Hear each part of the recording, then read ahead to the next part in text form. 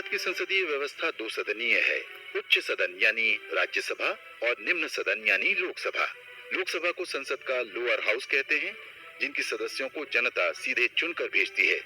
राज्यसभा को upper house कहा जाता है, जिनके सदस्यों का चुनाव जनता सीधे नहीं करती, बल्कि जनता की तरफ से चुने जाने वाले प्रतिनिधि यानी विधायक करते हैं। राज्यसभा कभी भंग नहीं होती। राज्यसभा के सदस्यों का कार्यकाल 6 साल का होता है। इसके 1/3 सदस्य हर 2 साल में रिटायर हो जाते हैं, इसलिए हर दूसरे साल राज्यसभा के रिक्त हुए सीटों पर चुनाव होता है।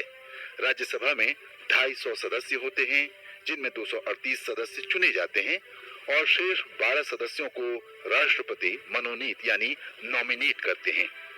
किस राज्य से कितने राज्यसभा सदस्य होंगे, ये राज्य की आबादी के आधार पर तय होता है। जैसे कि सबसे ज्यादा आबादी वाले राज्य उत्तर प्रदेश की 31 सीटें हैं, तो वहीं महाराष्ट्र में 19 सीटें हैं। इसी तरह से पश्चिम बंगाल और बिहार में 16-16 सीटें हैं, जबकि गोवा, अरुणाचल प्रदेश, मणिपुर, मेघालय, मिजोरम जैसे राज्यों में केवल एक राज्यसभा सीट है। राज्यसभा के चुनाव में सभी राज्यों की विधानसभाओं के विधायक हिस्सा लेते हैं, लेकिन विधान परिषद के सदस्य वोट नहीं डालते। राज्यसभा चुनाव की वोटिंग का एक तय फॉर्मूला है। जैसे कि अभी केरल में 3 सदस्यों के लिए चुनाव हुआ।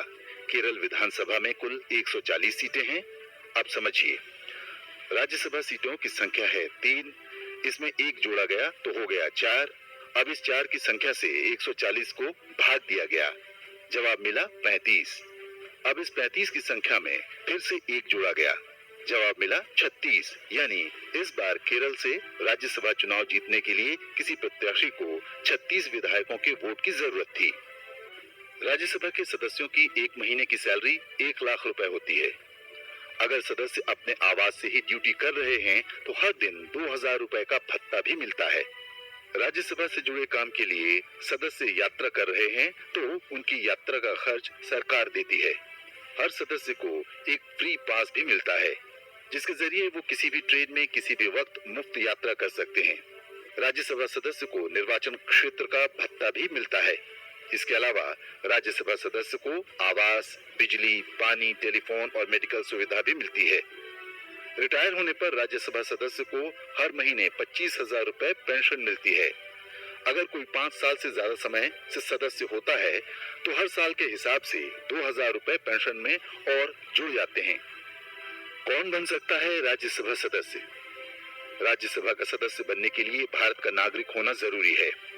सदस्य की उम्र 30 साल से ज्यादा होनी चाहिए। ये जरूरी नहीं कि सांसद जिस राज्य से राज्यसभा का सदस्य निर्वाचित हो वहीं का रहने वाला हो। राज्यसभा का इतिहास 1919 से मिलता है। ब्रिटिश इंडिया में उस समय एक अपर हाउस यानी कि उच्च सदन बनाया गया था। तब उसे काउंसिल ऑफ स्टेट कहा जाता था। आजादी के बाद 3 अप्रैल 1952 को राज्यसभा का गठन किया गया। 23 अगस्त 1954 को इसका नाम काउंसिल ऑफ स्टेट से बदलकर राज्यसभा कर दिया गया।